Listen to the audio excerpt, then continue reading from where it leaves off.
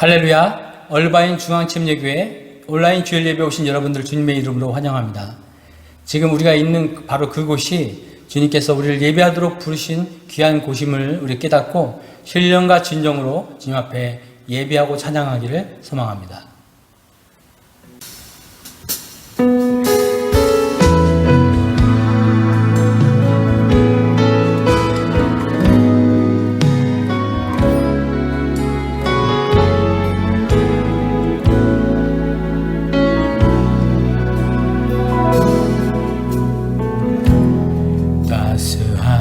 성령님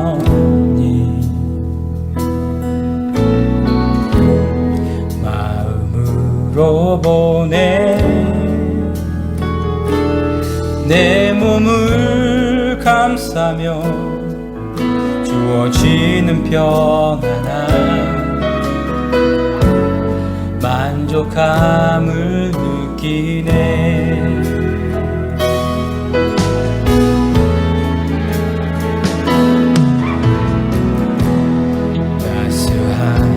성령님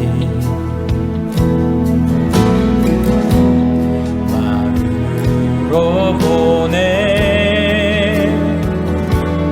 내 몸을 감싸며 주어지는 평안함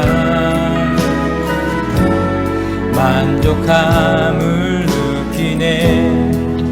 부르신 곳에서 예배하네.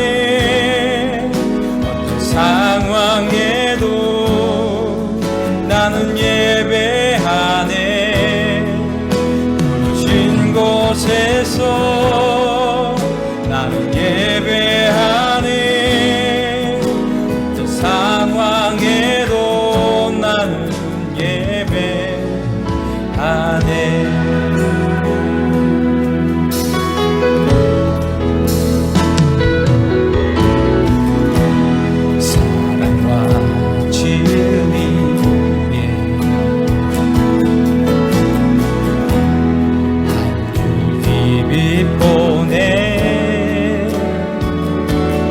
내 몸을 감싸며 주어지는 평안함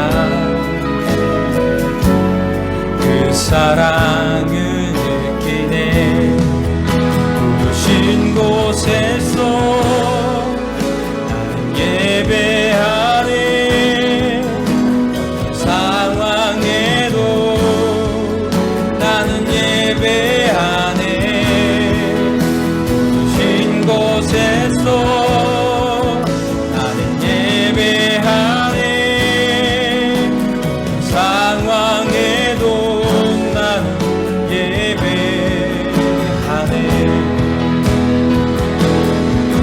내가 걸어갈 때 힘이 되고 살아갈 때 삶이 되는 그곳에서 예배하네.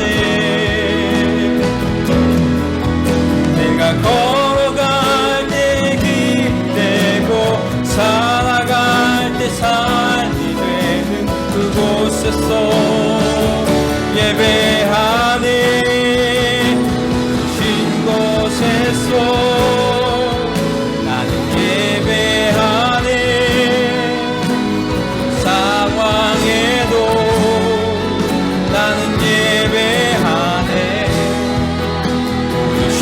곳에서 나는 예배하네. 상황에도 나는 예배하네. 신 곳에서 나는 예배하네. 어떤 상황에도 나는 예배하네.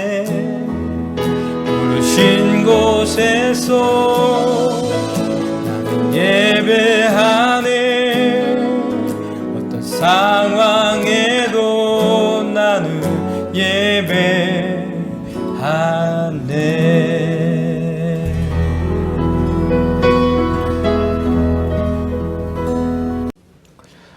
한 주간 주님의 보호하심과 또 주님의 은혜로 평안하셨는지요?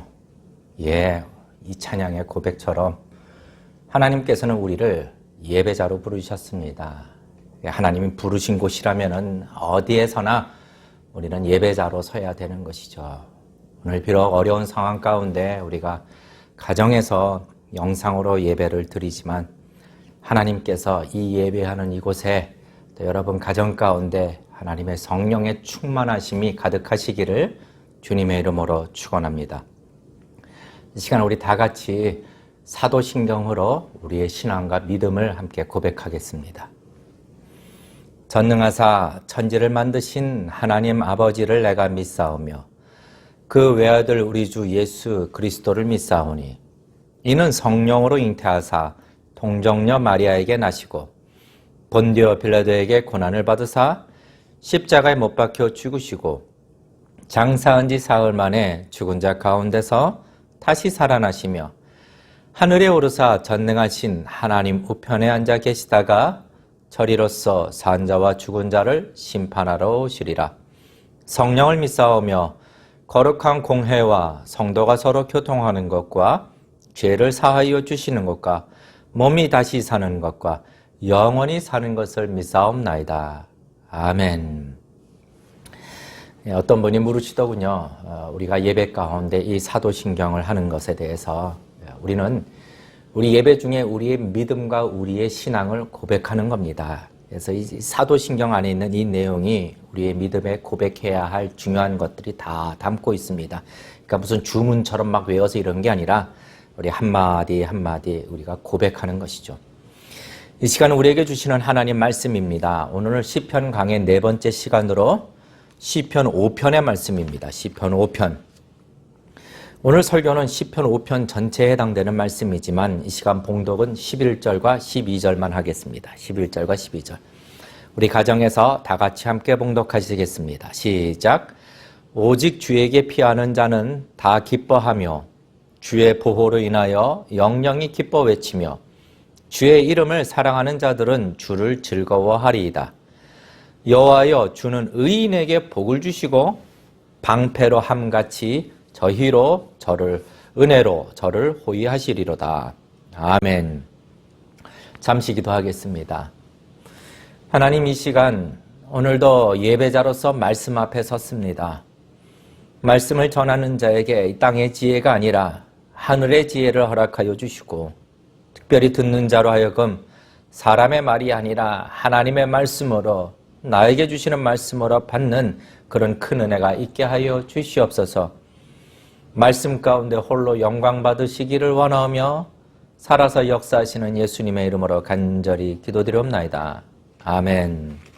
아멘. 예, 오늘 시편 네 번째 강의 시편 5편에 대한 말씀입니다. 제목은 영원한 기쁨의 정체 혹은 성도가 가진 기쁨의 정체입니다. 시편 5편에 이 말씀을 들어갈 때 먼저 표제어를 보는 거죠. 표제어가 중요하다. 표제어를 보니까 뭐라고 기록되어 있는가? 다윗의 시, 영장으로 관하게 맞춘 노래. 그러므로 그러니까 시편 5편도 누가 지은 것이다? 다윗이 지은 것이다. 이것을 알게 되죠. 그런데 이제 시편 우리가 5편 전체를 다 읽어보면은 우리가 11절과 12절 말씀만 봉독했지만 전체를 보게 되면은 시편 4편과 혹은 3편과 그 분위기가 아주 흡사합니다. 우리가 먼저 시편 5편 1절부터 3절까지 말씀을 한번 보실까요? 시편 5편 1절부터 3절. 우리 말씀 천천히 한번 함께 봉독하겠습니다. 시작. 여호와여 나의 말에 귀를 기울이사 나의 심사를 통촉하소서. 나의 왕 나의 하나님이여 나의 부르짖는 소리를 들으소서. 내가 주께 기도하나이다. 여호와여 아침에 주께서 나의 소리를 들으시리니 아침에 내가 주께 기도하고 바라리이다. 그러니까 지금 다윗은 이 시편 4편의 모습처럼 먼저 자기 고난과 고통 그리고 이 문제 자기 힘으로는 해결할 수 없는 이 감당할 수 없는 이 문제를 어떻게 하나님 앞에 그 마음의 어려움을 있는 그대로 다 토하고 부르짖고 기도하는 것으로 시편 5편은 시작합니다. 그래서 많은 학자들이 시편 3편과 4편과 5편 이 배경 모두가 시편 3편에 기록되어 있는 이 표제어 속에 있는 그 배경, 다윗이 그 아들 압살롬으로부터 도망 다닐 때 혹은 피할 때라고 설명합니다. 어떻습니까, 성도님? 지금 이 다윗의 마음이 어떻게 좀 짐작이 되나요? 우리 3절 말씀만 다시 보게 되면 3절, 여호와여 아침에 주께서 나의 소리를 들으시리니 아침에 내가 주께 기도하고 바라리이다. 예. 어떤 목사님은 이 말씀을 보아 시편 5편은 다윗이 아침에 한 기도라. 그래서 아침에 기도다 이렇게 말씀도 하지만 또 어떤 학자들은 다윗은 지금 그냥 아침에 일어나서 기도한 것이 아니라 밤새 기도하다가, 그러니까 밤새 이 문제를 놓고 하나님 앞에 부르짖다가 밤을 꼴딱 새고 아침까지 계속 기도한 것이다. 그러니까 그만큼 다윗의 이 심정이 절박한 것이다 라고 이야기를 하더군요. 그러니까 밤새도록 여호와여 나의 말에 귀를 기울이사 나의 이 심사를 통촉하여 주시옵소서. 나의 왕 나의 하나님이여 나의 부르짖는 소리를 들으소서. 내가 주께 기도하나이다 라고 밤새 기도하다가 아침을 맞이한 것이죠. 특별히 오늘 시편 5편에서는 이 다윗을 이렇게 참 억압하고 어렵게 만드는 사람들에 대하여 아주 자세하게 나열하고 있습니다. 5절에 오만한 자들과 행악자들, 6절에 거짓말하는 자들과 피 흘리기 좋아하는 자들과 속이기 좋아하는 자들, 8절에 원수들, 그 마음이 심히 악하고 목구멍은 열린 무덤과 같은 자들, 아첨하는 자들. 이런 자들의 이 압박감이 아주 다윗, 이 자신을 아주 오랫동안 짓누르고 괴롭히고 있는 것이죠. 사실 신방을 가거나 또 성도님들을 만나서 기도 제목을 듣다 보면은 그 가정마다 문제는 다 다르고 또 종류도 다르고 그 크기도 다 다르지만 그 마음, 그 문제가 주는 그 중압감, 이것이 커서 마음이 많이 어려워하고 있는 것을 보게 됩니다. 마음이 어려운 거죠, 마음이. 이럴 때 우리는 하나님 말씀을 의지하는 겁니다. 무엇입니까? 빌립보서 4장 6절과 7절 말씀. 아무것도 염려하지 말고 오직 다만 모든 일에 기도와 간구로 너희 구할 것을 감사함으로 하나님께 아뢰라. 그리하면 모든 지각에 뛰어난 하나님의 평강이 그리스도 예수 안에서 너희 마음과 생각을 지키시리라. 아멘. 아멘. 우리는 오늘 이 시편 5편에서 이 다윗의 이 고통하는 소리, 우리 삶 가운데 일어나는 우리의 문제들과 다윗의 고통하는 소리, 이것이 이렇게 만감이 교차되면서 공감할 수 있겠지만, 그럼에도 불구하고 오늘도 우리가 놓치지 말아야 하는 말씀이 있는 것이죠. 무엇입니까? 그럼에도 불구하고 오늘 시편 5편의 마지막은 기쁨을 노래하고 있고 그 기쁨을 확신하고 있다는 것을 우리는 볼 수 있어야 합니다. 한숨이 변하여 기쁨이 되고 눈물이 변하여 찬송이 되는 것을 우리는 발견할 수 있어야 되죠. 다 같이 11절 말씀입니다. 우리 11절 말씀 같이 읽으실까요? 시작. 오직 주에게 피하는 자는 다 기뻐하며 주의 보호로 인하여 영영이 기뻐 외치며 주의 이름을 사랑하는 자들은 주를 즐거워하리이다. 오직 주께 피하는 자들 다 기뻐하고 주께 피하는 자들은 모두 주의 보호를 받을 것이며 그들의 기쁨은 그냥 잠깐의 기쁨이 아니라 영영이 기뻐 외친다라는 것. 그런데 지금 이 다윗 주위에 있었던 사람들, 다윗을 막 압제하고 어렵게 만들었던 조롱하고 거짓말하고 오만하고 행악자들, 이들은 이 다윗이 이렇게 고백하는 것, 기뻐하는 모습을 보면 정신 나갔다고 하죠. 정신 나갔다고. 오늘날도 세상은 성도들을 향해서 말합니다. 아니, 저들은 누구이기에, 그리스도인이란 도대체 누구이기에 저렇게 문제 속에서, 고통 속에서, 고난 속에서 어떻게 저렇게 평안하고 덤덤하고 덤덤해, 그리고 그것을 떠나 기뻐할 수 있는가? 도대체 저 기쁨의 정체가 무엇이냐라고 생각하는 거죠. 성도는요, 이 세상 사람들이 우리 성도를 볼 때는 정말 특별한 사람으로 보이는 겁니다. 당연하죠. 왜요? 구별된 사람들. 하나님께서 구별하신 자들. 세상에 속한 자가 아니라 하늘에 속한 자이기에 게다가 하나님께서 자기 백성에게 아주 이 특별한 기쁨을 이 세상에서 빛과 소금으로 살아가는 성도의 모든 마음에 두셨기 때문에 주께서 내 마음에 두신 기쁨은 저희의 곡식과 새 포도주에 풍성할 때보다 더하니이다 라는 이 기쁨을 우리 마음에 두셨기 때문에 당연히 이상하게 생각하는 것이죠. 성도님들, 먼저는 우리가 확신해야 될 것이 있습니다. 내 마음에 하나님께서 기쁨을 두셨다라는 것, 기쁨을 두셨다라는 것. 이 사실을 믿는 자 속에서 역사하시는 하나님의 말씀을 따라 이 말씀을 믿는 자가 되시기를 주님의 이름으로 축원합니다. 그러니까 저희 가정이 선교지로 갈 때였습니다. 선교지로 갈 때 그때 이제 저희 큰애가 막 2돌 돼서 우리 안고 다녔죠. 안고 다닐 때였습니다. 그러니까 저희가 이제 선교지로 들어가려고 하니 그 사역지가 어떤 곳이냐, 이제 이슬람 지역에다가 또 서쪽에 사막 지역, 아주 마르고 먼지가 많은 지역, 그런 도시.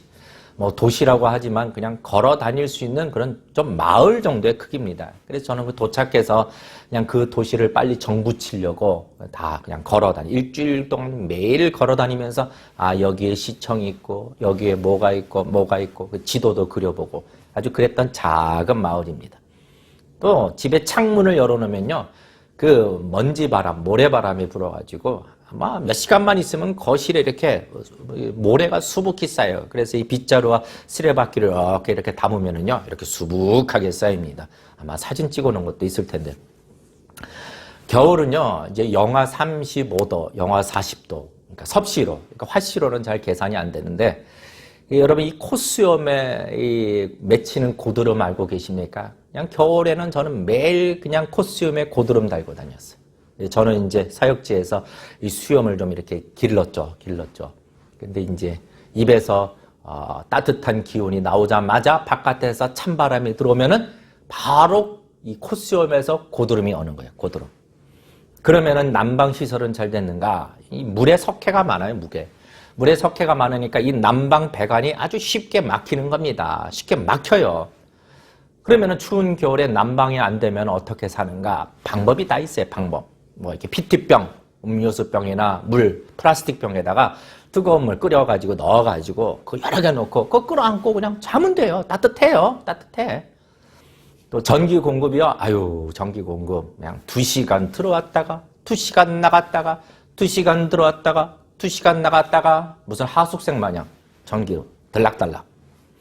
근데 이런 곳을 이제 당시 제가 제 아내하고 우리 이제 2돌 된 아기를 안고 그 도시를 들어가려고 하니 그 교단의 침례교 교단의 그 선교 회장님이 안 된다는 거예요. 그 갓난 아기 데리고 거기 어떻게 들어가느냐. 그런데 그런 환경이라 할지라도 저희 가정의 발걸음을 멈출 수 없는 겁니다. 왜요? 무엇이 있기 때문에? 기쁨이 있기 때문에, 마음의 기쁨이 있기 때문에, 부르심의 기쁨이 있기 때문에. 그러니까 성도에게 있는 기쁨은요, 이런 환경이나 조건이나 상황과는 전혀 상관이 없는 기쁨이라는 것이죠. 왜요? 이 세상 것이 아니기 때문에. 기쁨이라는 것, 성도 마음에 두신 이 특별한 기쁨은 이 세상 것이 아니기 때문이죠. 반대로 막 조건이 좋아, 아무리 좋은 곳으로 가도 그 마음에 기쁨이 없으면요, 가지 말아야 하는 거죠. 마음에 기쁨이 없으면. 그러나 주변에서 아무리 고생이라고 말해도 하나님이 부르신 그것이 축복의 땅이다. 마음에 기쁨이 있으면은 기꺼이 가는 거죠. 당연히 가는 거죠. 지난주 어느 집사님하고 잠깐 교제를 나누는데 그 집사님이 그러시더군요. 이 주님의 일은 기쁨이 없이 시작한다. 기쁨이 없다. 그러면 시작부터 잘못된 것이다. 라고 이야기하시더군요. 예, 맞습니다. 오늘 이 말씀에 있는 이 기쁨, 성도에게 두신 이 특별한 기쁨은요, 끊어지지도 않고 마르지도 않는 주의 보호로 인한 영영한 기쁨이라고 말씀하고 있습니다. 그러면은 다시 한번 잠시 짚어볼까요? 도대체 우리는 이 기쁨을 고난 속에서도 이 능히 이기는 기쁨을 어떻게 누릴 수 있는가? 똑같아요. 시편 4편과 똑같아요. 오늘 시편 5편도 더불어 기도로 시작하죠. 기도로. 하나님 앞에 부르짖는 것으로 시작하고 더불어 예배를 사모하고 있다는 겁니다. 예배. 시편 5편 7절 말씀 우리 같이 함께 읽겠습니다. 시작. 오직 나는 주의 풍성한 인자를 힘입어 주의 집에 들어가 주를 경외함으로 성전을 향하여 경배하리이다. 경배하리이다. 다윗은 이 문제를 주님 앞에 던져놓고 부르짖고 그리고 주의 성소에서 하나님을 경외함으로 경배하리이다. 예배를 소망하는 겁니다. 여러분, 이 기도와 예배는요, 주님의 날개 아래로 피하는 것, 때를 따라 도우시는 은혜 보좌 앞으로 나가는 것입니다. 그러므로 성도님들, 오늘 이 하나님의 말씀으로 다시 한번 권면합니다. 여러분, 고난과 문제 속에 있을 때, 그 문제가 나를 짓누르려 할 때, 여러분, 기도의 자리를 사모하시고 예배하는 그 자리를 사모하는 자가 되시기를 주님의 이름으로 축원합니다. 여러분, 부르신 곳에 난 예배하리. 이것이 기쁨을 누리는 방법이죠. 자, 이제 한 걸음 더 나아가 오늘 설교 제목에 따라 이 성도의 기쁨의 정체, 이 영원한 기쁨의 정체가 무엇인가 11절과 12절 말씀을 가지고 살펴보고자 합니다. 아까도 말씀을 드렸지만 세상 사람들은요, 도대체 그리스도인들이 누구길래, 그들이 가지고 있는 기쁨이 어떤 것이길래, 아니 저렇게 어려움 속에서도 기뻐할 수 있는가? 너희 기쁨의 정체가 무엇이냐라고 궁금해하죠. 오늘 우리는 이 기쁨을 다시 한번 들여다보는 겁니다. 들여다봐, 기쁨을. 좋은 것은 자꾸 봐야 돼요. 좋은 것은 자꾸 봐야 돼요. 있잖아요. 뭐 집에 만약에 저희 집은 없습니다만 금덩어리 하나 있다. 그럼 맨날 가서 보지 않을까요? 근데 이 주님이 주신 이 기쁨은 이런 금덩어리보다 더 좋은 것이기 때문에 자꾸 우리는 기쁨을 들여다봐야 돼요. 자, 첫 번째 이 기쁨의 정체. 오늘 11절과 12절 말씀으로 우리가 기쁨의 정체. 이 기쁨의 정체는, 이 기쁨은 바로 하나님으로부터 나온다. 하나님께로부터 나온다. 기쁨의 근원이 어디냐? 하나님이시다. 그러니까 고난을 넉넉히 이기고 이 세상을 이기는 자로 살아가게 하는 이 특별한 기쁨은 하나님께로부터 온다라는 겁니다. 오직 주께 피하는 자, 주의 보호로 인하여 주의 이름을 사랑하는 자, 그러니까 오직 이 기쁨은 하나님으로부터 나오는 것이며, 그렇기 때문에 다른 곳에서는 이 기쁨을 찾을 수도 없고 기대할 수도 없고 가질 수도 없고, 그러니 아니 세상 사람들이 이 기쁨의 정체를 모르는 것이 지극히 당연한 것이죠. 하나님은 이 특별한 기쁨이 하나님으로부터 온다라는 것을 가르쳐 주시기 위해 하박국 선지자의 기도를 통해서 우리에게 말씀하십니다. 하박국 선지자 누굽니까?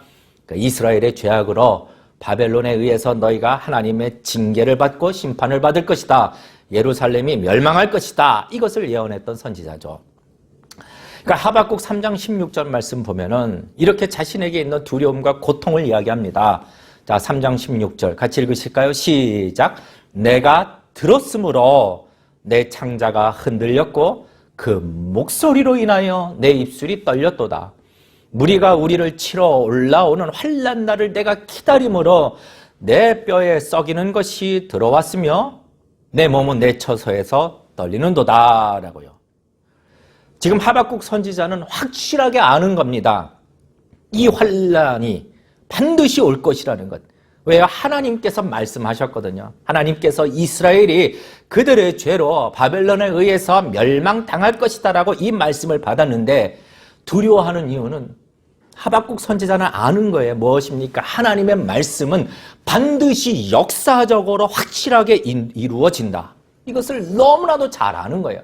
아유, 혹시나 좀 정말 그럴까? 아니고 반드시 이루어진다. 그래서 더욱 두려워하는 거죠. 내가 들었으므로 내 창자가 흔들렸고 그 목소리라 인하여 내 입술이 떨렸도다. 여러분, 이 환난을 기다리는 마음, 특별히 징벌을 기다리는 마음, 이게 얼마나 고통스럽고 얼마나 두려울까요? 나의 민족과 나의 나라가.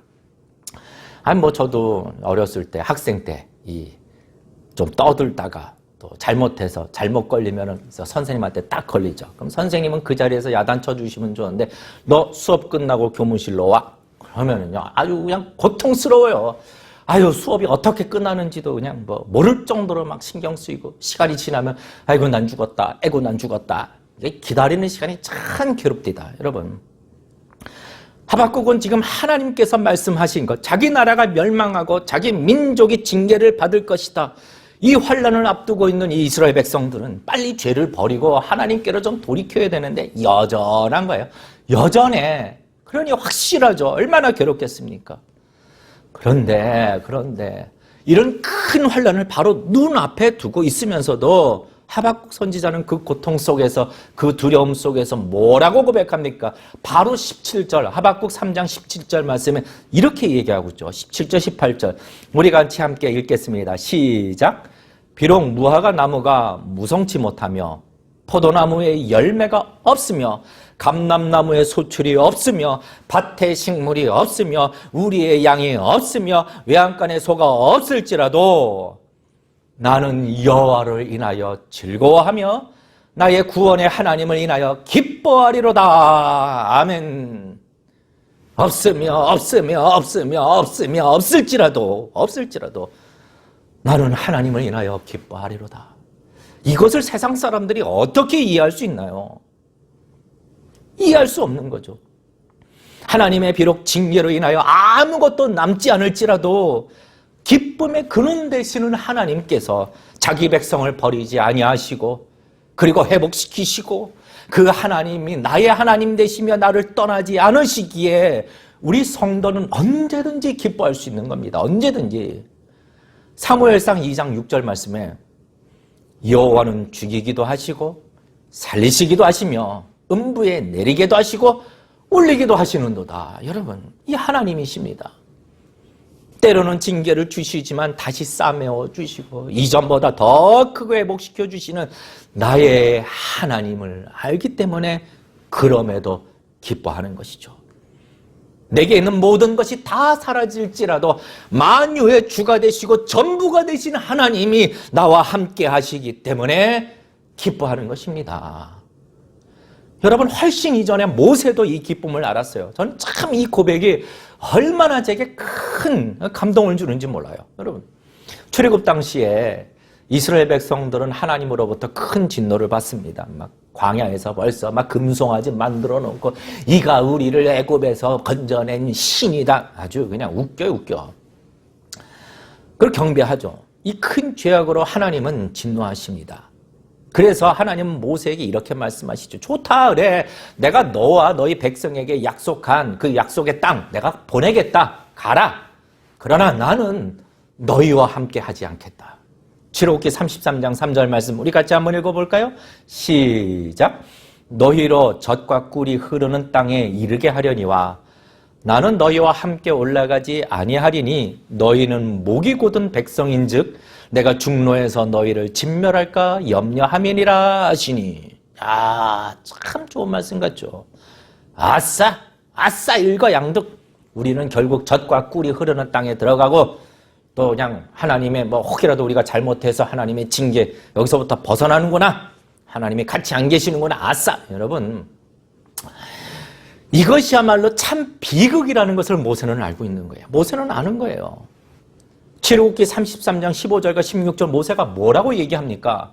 자, 15절과 16절 말씀 우리 같이 함께 천천히 읽겠습니다. 천천히. 주께서 친히 가지 아니하시려거든 우리를 이곳에서 올려 보내지 마옵소서. 왜요? 16절 시작. 나와 주의 백성이 주의 목전에 은총을 입은 줄을 무엇으로 알리까? 주께서 우리와 함께 행하심으로 나와 주의 백성을 천하 만민 중에 구별하심이 아니니까. 야, 얼마나 놀라운 고백인가요? 여러분, 이 진리의 고백은요, 사람의 지식이나 세상의 가치관으로는 나올 수 없는 놀라운 고백입니다. 하나님, 우리가 주의 백성이라는 것, 우리가 주의 은총을 입은 것을 무엇으로 합니까? 주님이 나와 함께 하심으로 세상과는 구별된 것이 아닙니까? 여러분, 성도가 누구인지를 가르쳐 주시는 말씀입니다. 주께서 함께하지 않으신다면 그건 주의 백성이 아니지요. 주께서 함께하시지 않는다면 아무리 젖과 꿀이 흐르는 땅이라 할지라도 그것은 축복이나 기쁨이 될 수 없는 겁니다. 하나님, 주님 없이 그 땅으로 보내지 마라 주시옵소서라고 간청하고 있는 거죠. 왜요? 기쁨의 근원이 어디 있는 겁니까? 젖과 꿀이 흐르는 땅이 아니라 바로 하나님께 있기 때문에 성도님들, 오직 하나님만이 우리 기쁨의 전부가 되신다. 그렇기 때문에 가난도 이 기쁨을 방해할 수 없는 것이고 육신의 병도 이 기쁨을 빼앗아갈 수 없는 것이죠. 몇 년 전에 저와 같이 사역을 나누었던 이 부목사님의 이야기입니다. 이 부목사님이 맡고 있었던 부서에 이제 한 여자 청년이 있었죠. 여자 자매. 그 자매의 가정은 그 자매만 이제 예수님을 믿어 신앙생활을 하였던 아마 그런 가정으로 제가 기억이 납니다. 뭐 정확하진 않은데 어찌됐건 그런데 그 엄마가 중한 이제 암에 걸린 거죠. 암. 점점 어려워지고 있는 겁니다. 이제 병원에서 입원해서 투병생활을 하는데 그 일로 인해서 이제 가족들이 모두 어려워하고 슬퍼하고 그 엄마도 얼른 암이 낫기를 위해서 애쓰지만 점점점 어려워지는 거죠. 그러다가 그 자매의 부탁으로 그 부목사님이 가서 여차여차해서 복음을 잘 증거하고 그 엄마가 복음을 받아들이고 예수님을 믿게 됩니다. 예수님을 믿게 되고 그리고 약식으로 또 침례도 받게 됩니다. 그런 놀라운 일이 벌어지는 거예요. 분명한 변화가 있는 거예요. 분명한 변화. 그 엄마가 달라지는 겁니다.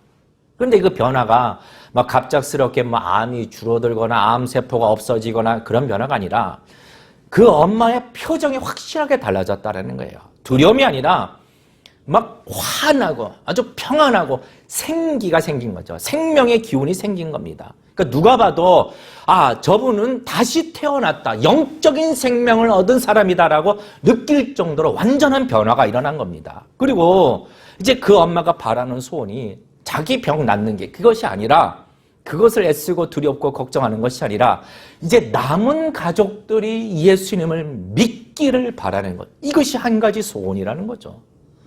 물론 그 엄마는 천국에 들어가셨어요. 천국에 들어가셨어요. 하지만 죽음의 공포 속에서 들어가신 것이 아니라 아주 특별한 평강 가운데 이 고통의 세상을 이제 떠나 그토록 영광스러운 천국의 기쁨의 천국으로 들어가게 되신 겁니다. 여러분, 성도님들, 우리 성도에게 있는 이 기쁨은 바로 하나님으로부터, 기쁨의 근원 되시는 하나님으로부터 나오는 것이기에 하나님이 함께 하시는 이상 우리는 결코 기쁨을 잃어버리지 않는다. 이 사실을 기억하시기를 축원합니다. 이게 기쁨의 정체죠. 기쁨의 정체.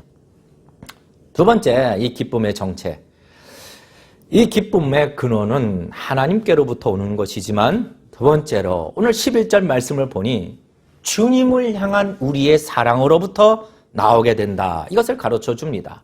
그러니까 이 기쁨의 정체는 우리가 그분에 대한, 주님에 대한, 하나님에 대한 우리의 사랑으로부터 나오게 되는 것이죠. 11절 하반절 말씀 우리 같이 한번 보실까요? 주의 이름을 사랑하는 자들은 주를 즐거워하리이다. 주의 이름을 사랑하는 자들은 주를 즐거워하리이다. 그러니까 우리 주님을 사랑하면 사랑하면 더욱 사랑할수록 우리는 반대로 주님의 사랑을 풍성하게 누리게 되는 것이죠. 그러니까 그리스도를 향한 우리의 사랑이 적으면 적을수록 우리의 기쁨도 적어지는 거고, 하나님에 대한 사랑이 우리가 적어지면 적어질수록, 우리가 무관심하면 무관심해질수록 우리의 기쁨도 적어지는 거고, 반대로 주님을 향한 사랑이 우리가 크면 클수록 이 기쁨도 우리는 크게 누리게 되는 겁니다. 그러면 주님에 대한 사랑을 우리가 어떻게 나타나나요? 두 가지. 첫째, 입으로, 말로, 찬양의, 기도의 고백, 입술의 고백, 이런 것들 이제 예배를 통해서 나타나게 되는 거죠. 하나님께서는 우리 이 혀에 권세를 두셨습니다. 잠언서 18장 21절 말씀. 죽고 사는 것이 혀의 권세에 달렸나니 혀를 쓰기 좋아하는 자는 그 열매를 먹으리라. 혀의 권세에 달렸으니 그 열매를 먹으리라. 그러니까 우리가 말을 할 때 믿음의 말, 성도는 믿음의 말을 자꾸 해야 돼요. 축복의 말. 그러면 소망의 말. 그러면은 우리는 믿음의 말을 따라 믿음의 열매를 얻게 되는 것이고, 축복의 말을 따라 축복의 열매를 얻게 되는 것이고, 소망의 말을 따라 그 약속을 얻는 게 되는 것이죠. 하나님은 나를 버리지 않으시오. 하나님은 무슨 일이 있어도 늘 나와 함께 하시오. 하나님은 나를 푸른 초장으로 결국 인도하시오. 가장 좋은 길로 인도하시오. 하나님은 내 마음 다 아시죠? 다 아시오. 하나님은 이 문제를 이길 수 있는 힘을 하나님께서 내게 주실 거예요. 지혜도 주실 거예요. 특히 어려울수록 우리 성도는 믿음의 말을, 고백을 해야 되는 거죠. 그러니까 주님에 대한 우리 사랑, 이것도 찬양과 기도로 늘 고백하는 겁니다. 주님 사랑합니다. 주님 사랑합니다. 아따, 그건 말로 해야 알아? 이런 게 아니라 사랑합니다. 사랑합니다. 시편 18편 1절 말씀, 나의 힘이 되신 여호와여 내가 주를 사랑합니다. 나의 힘이 되신 여호와여 내가 주를 사랑합니다. 제가 자주 부르는 찬양 가운데 이 찬양이 있어요. 가사를 보면 나 무엇과도 주님을 바꾸지 않으리, 다른 어떤 은혜 구하지 않으리, 오직 주님만이 내 삶의 도움이시니 주의 얼굴 보기 원합니다. 주님 사랑해요. 주님 사랑해요. 온 마음과 정성 다해 하나님의 신실한 친구 되기 원합니다. 입술로 고백으로 우리가 기도로 주님에 대하여 우리의 사랑을 표현하는 겁니다. 예배가 말씀을 따라 우리의 기쁨을 회복할 겁니다. 또 기도가 또 말씀을 따라 우리의 기쁨을 회복할 겁니다. 기도로. 그러나 형식적으로 억지로 기계적으로 예배드리는 것이 아니라 주님을 사랑하기 때문에 예배를 드리고 주님을 사랑하기 때문에 주님을 앙망하기 때문에 우리가 기도하는 것입니다. 성도님들, 주님을 더 사랑하십시다. 더 주신 우리 마음에 두신 이 기쁨을 더 크게 경험하는 자가 되시기를 주님의 이름으로 축원합니다. 그러니 어떻게 세상 사람들이 이 기쁨을 알 수 있나요? 자, 사랑은 또 어떻게 나타나는가? 우리의 사랑을 어떻게 보이게 되는가? 이건 순종이죠, 순종. 여러분 중요합니다, 순종. 여러분 순종 없이 하나님께 사랑을 고백한다. 그건요, 아주 하나님을 들었다 놨다 하는 아주 위선적인 거짓 고백이죠, 여러분. 요한복음 14장 21절 말씀에 우리 이 말씀도 같이 함께 읽겠습니다. 시작. 나의 계명을 가지고 지키는 자라야 나를 사랑하는 자니 나를 사랑하는 자는 내 아버지께 사랑을 받을 것이요 나도 그를 사랑하여 그에게 나를 나타내리라. 아멘. 우리의 순종은 억지로 함이 아니라 주님에 대한 사랑의 표시입니다. 사랑의 표시. 그래서 자원하여 순종하는 거죠. 자원하여 부르시면 순종하는 거죠. 사랑으로. 그래서 이 순종이라는 단어, 성경에서 말하는 이 순종이라는 이 단어에 대해 막 부담감 갖고 나는 할 수 없어 막 거부하고 이런 기계적인 순종이 아니라 주님을 향한 나의 사랑의 표현으로 순종하는 것입니다. 성도님들, 더욱 주님을 사랑하십시다. 힘에 지나도록 주님을 사랑하십시다. 우리는 말씀대로 이 특별한 기쁨을 더 크게 누리게 될 줄로 믿습니다. 마지막입니다. 마지막. 이 기쁨의 정체 마지막. 이 기쁨의 정체는요, 믿음으로부터 말미암는다. 믿음으로부터 나온다. 자, 12절 말씀 우리 같이 보실까요? 12절 말씀. 12절 말씀 같이 읽겠습니다. 시작. 여호와여 주는 의인에게 복을 주시고 방패로 함같이 은혜로 저를 호위하시리이다. 자, 이 말씀은 미래형입니다. 미래형. 다시 말해 확신하고 있는 거죠. 하나님께서는 결국 의인에게 복을 주실 것이며 하나님께서는 결국 이 어려움 속에서 문제 속에서 공격 속에서 방패와 같이 은혜로 저를 보호하실 것입니다. 라고요. 지금 내 눈에는 보이지 않아도 지금 여전히 내가 고난 중에 있어도 지금은 내가 도망치는 그런 처지에 있어도 하나님은 결국 의인에게 복을 주시고 은혜로 의인을 보호하실 것이라고 확신하고 믿는 것이죠. 여러분, 의인은요, 의롭다 하심을 얻은 성도를 말합니다. 성도. 그러니까 성도 안에 있는 이 특별한 기쁨은요, 바로 이 믿음으로부터 나오는 겁니다. 믿음. 그러니 이 믿음에 대해서 모르는, 믿음을 가지지 못하고 있는 이 세상 사람들이 어떻게 이 기쁨을 알 수 있나요? 여러분, 이 기쁨의 정체를 모르는 거죠. 우리의 믿음은요, 그냥 우리가 생각해서 그럴 것 같아 믿는 것이 아니라 하나님의 확실한 약속 때문에 믿는 거 아니겠습니까? 여러분, 왜 하나님께서 오늘 12절 말씀을 우리에게 기록해 주신 것인가요? 왜 하나님은 우리 12절 말씀 여호와여 주는 의인에게 복을 주시고 방패로 함같이 은혜로 저를 호위하시리로다, 이 믿음의 고백을 왜 기록하셨을까요? 그것은 하나님이 내가 이렇게 하시겠다라고 우리에게 보여주시는 겁니다. 하나님은 의인에게 반드시 복을 주실 것이고 하나님은 의인에게 방패로 함같이 은혜로 보호하실 것이다 라고 우리는 이것을 믿는 거죠. 이 믿음 때문에 우리는 기쁨을 회복하는 겁니다. 성도님들, 특별히 하나님의 말씀을 견고하게 믿을 때에 그 말씀의 열매를 반드시 얻을 것이다. 여러분, 이것을 기억하시기를 원합니다. 그래서 기쁨을 얻는 거죠. 자, 오늘 말씀을 맺습니다. 우리 하나님은 오늘도 우리에게 또 말씀하시는 거죠. 성도에게는 이 특별한 기쁨을 마음에 두었다. 하나님께서 이 특별한 기쁨을 모든 성도의 마음에 두었다라고 말씀하는 것이죠. 그리고 이 기쁨을 누리기 위해서는 기도로 의지하고 예배를 사모하라.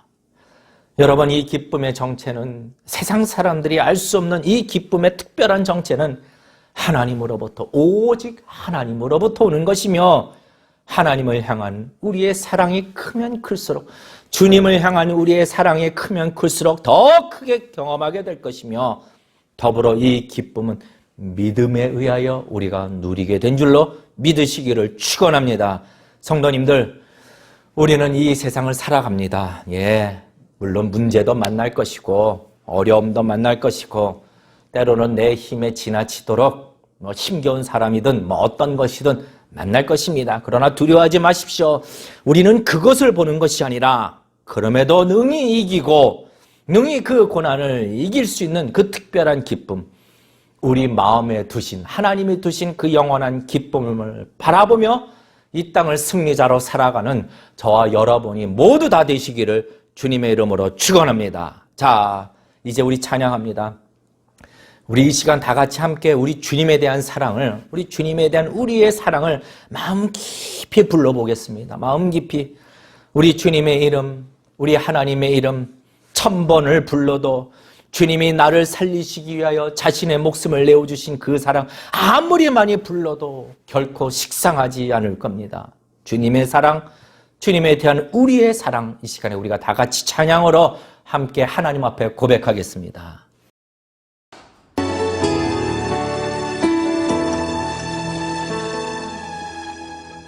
천번을 불러봐도 내 눈에 눈물이 멈추지 않는 것은 십자가의 그 사랑, 나를 살리려 지신 그 십자가, 모든 물과 피 나의 더러운 죄 씻으셨네.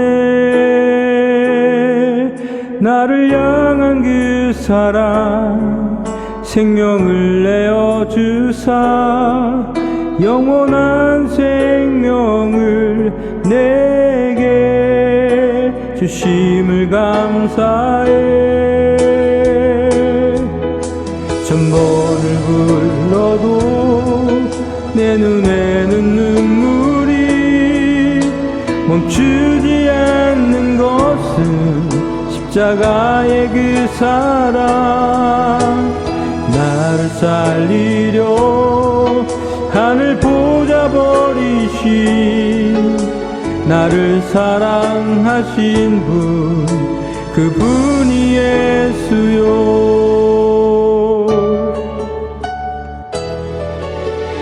천번을 불러봐도 내 눈에 눈물이 멈추지 않는 것은 십자가의 그 사랑, 나를 살리려 지신 그 십자가, 모든 물과 피 나의 더러운 죄 씻으셨네. 나를 향한 그 사랑, 생명을 내어 주사 영원한 생명을 내게 주심을 감사해. 천번을 불러도 내 눈에는 눈물이 멈추지 않는 것은 십자가의 그 사랑, 나를 살리려 하늘 보좌 버리신, 나를 사랑하신 분, 그분이 예수요. 천번을 불러도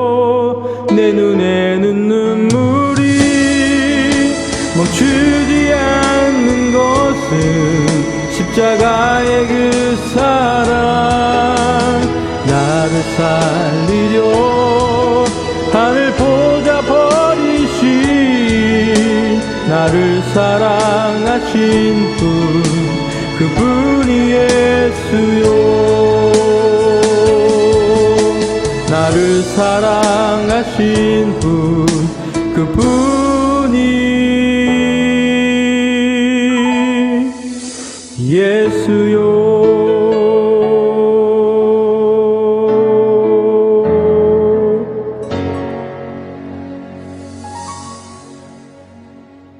오늘 이 시간 우리 다 같이 함께 기도합니다. 다 같이 기도합니다. 우리의 기쁨은요 오직 하나님께 있습니다. 하나님께 우리의 기쁨의 근원 되시는 하나님이 우리를 버리지 아니하시고 우리를 떠나지 아니하시고 우리와 함께 하십니다. 우리는 주님을 더 사랑합니다. 더 깊이 사랑합니다. 우리 고백하시고 하박국 선지자의 고백처럼 모세의 고백처럼 다윗의 고백처럼 오늘날을 사는 우리도 날마다 이와 같은 고백을 드리며 하나님을 기뻐하는 자가 될 수 있도록 하나님 도와달라고 이끌어달라고 이 말씀이 내 마음에 새겨달라고 함께 기도하시고 더불어 가정을 위해서 자녀를 위해서 문제를 위해서 다 같이 함께 기도하시고 또 이 나라를 위해서 기도합니다. 하나님 이 미국 땅을 축복하여 주시옵소서. 우리가 사는 삶의 터전입니다. 하나님 한국 땅을 하나님 기억하여 주시옵소서. 긍휼히 여겨주시고 축복하여 달라고 나라를 위해서 기도해 주시고 더불어 마지막 우리 얼바인 중앙침례교회 하나님의 부르심을 따라 세워진 교회 하나님 사용하여 주시옵소서. 길을 열어 주시옵소서. 다 같이 한 마음으로 통성으로 이 시간 함께 기도하겠습니다.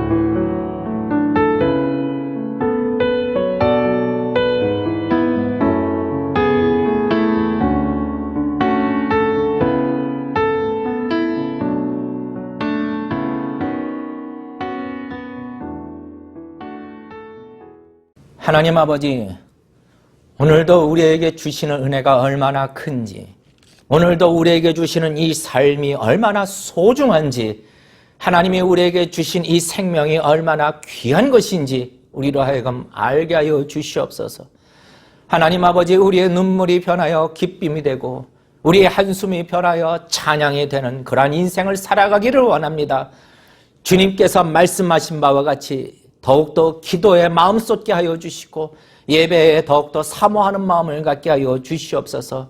하나님, 이 기쁨이 오직 하나님께 있음을 이 시간은 고백합니다. 더욱 주님만을 바라봅니다. 우리의 연약함을 기억하여 주셔서 마음의 슬픔 떠나가게 하여 주시고 마음의 두려움 떠나가게 하여 주시고 근심과 걱정의 어두움 다 물리쳐 주시옵소서.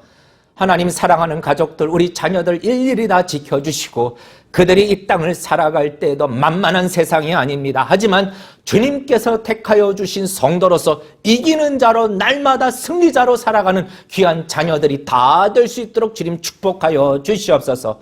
주님 드려진 예물 위에 하나님 일일이 기억하여 주시고 드린 손길 위에 물질의 궁핍함 없게 하여 주시고 육신의 연약함 없게 하여 주시고 하나님 앞에 더 큰 찬양과 영광을 돌릴 수 있는 이 땅의 복도 허락하여 주시옵소서.